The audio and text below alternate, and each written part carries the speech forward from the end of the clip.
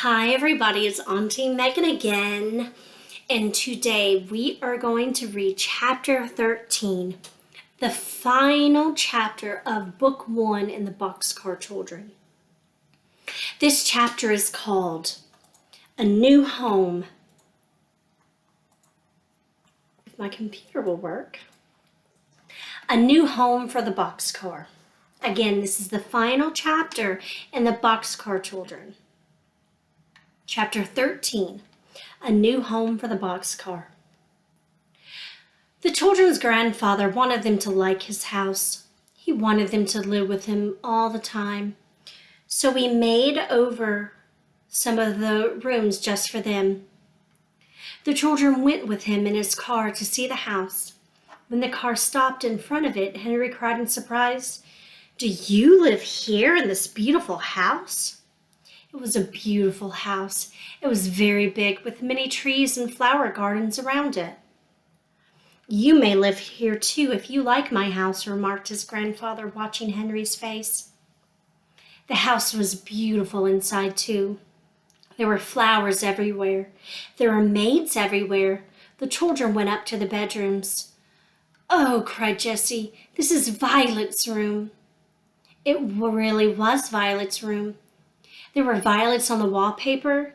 The bed was white with a violet cover. On the table there were flowers.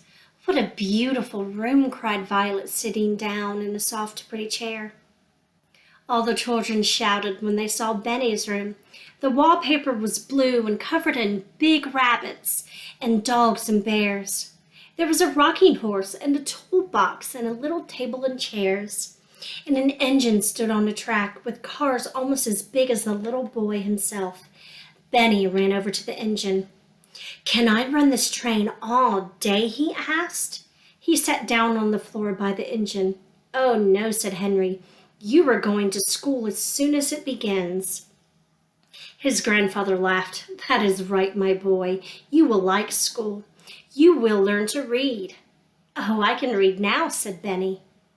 In Jessie's room, they found a bed for Watch. It was on the floor by her bed. Watch got in at once, sniffed the pillow, turned around 3 times, and lay down. "He likes it," said Jessie. "He will sleep by me." Just then the children heard a bell ring. A maid came up to find Mr. Alden. "A man came to see you about the dog." When Jessie heard the word dog, he was frightened. He was afraid it was about Watch. "They won't take Watch away?" he whispered to Henry. "No, indeed," said Henry. "We'll never, never give him up." Henry and Jessie and the other children went down with their grandfather to see the man, and Jessie was more frightened than ever. Watch did not growl at the man. He jumped up on him delightedly. "You see, he was my dog," said the man, "but I sold him to a lady, and he ran away from her that very day. I have turned him over to the lady I sold him to." "How do you know this dog is the same dog?" said Mr. Alden. "Oh, he is my dog," said the man. "You see, he knows me, and he has a small black spot on his foot, but someone cut his hair on one side." Benny looked, and he found the black spot on Watch's foot. "I never saw that spot before," said Henry. "I will give you what you want for the dog," said Mr. Alden. "The children love him. They want to keep him." "But I sold him to a lady," said the man. "I must take the dog to her."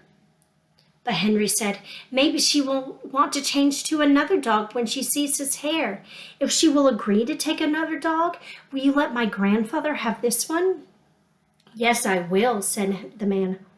"Let's go and ask her, grandfather," said Benny. "She will let Jessie have Watch. He is her dog. She took the thorn out of his foot."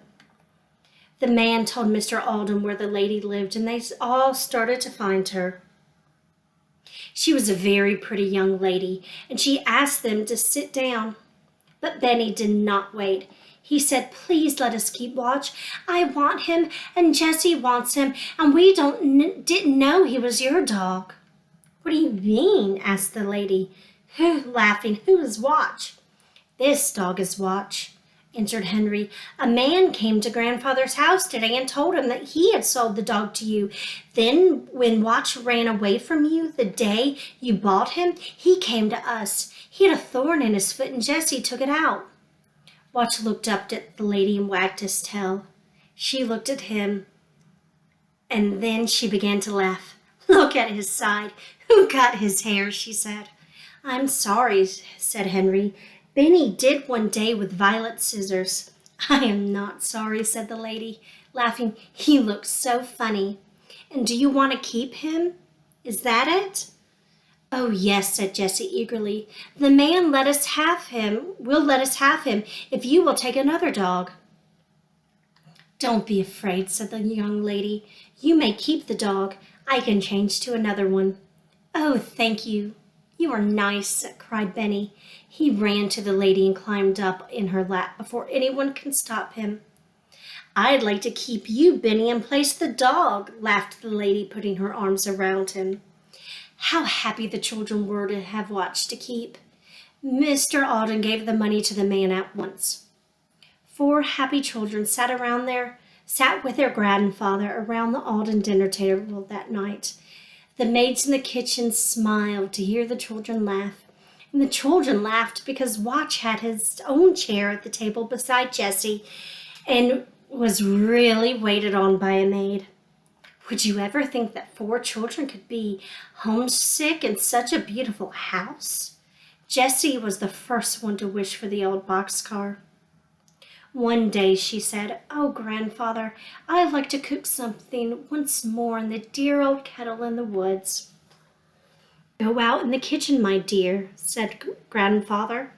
"The maids can help you. You can cook all you want to." Jessie liked this, but it was not the old days in the boxcar. Then one day, Benny said, "Grandfather, I wish I could drink my milk out of my dear old pink cup." Mr. Alden began to think. He had some pink cups, but they were not so dear to Benny as his old cracked one. At last, Mr. Alden said, "I'm going to give you children a surprise."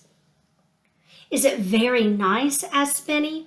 "No, not very," laughed his grandfather. "It is not pretty at all." "When will it come?" asked Benny. "It will come today. You children all must go over to Mr. Moore's house and stay until the surprise comes." "What can it be?" wondered Violet. Her grandfather laughed. "I hope you like it. It is very heavy."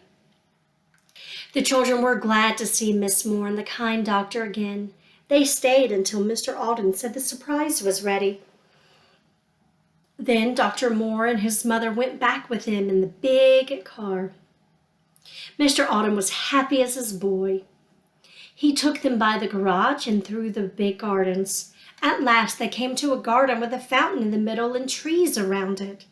Near the fountain was the surprise. It was the boxcar. The children ran over to it with cries of delight and opened the door and climbed in. All the things were in place. Even the old dead stump was there to step on. Here was the old knife which had cut butter and bread and vegetables and firewood and string. Here was Benny's pink cup, and here was his bed.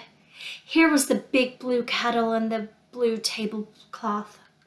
Here was the pitcher and the old teapot.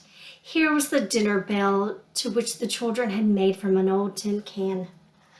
Benny hung it on a tree with a string and rang it over and over again with a spoon. Watch rolled on the floor of the car and barked and barked. Then he began to sniff at everything. "He's looking for the bone he buried," laughed Benny. "Oh, they love the old boxcar," said Miss Moore. "I'd like to see them so happy."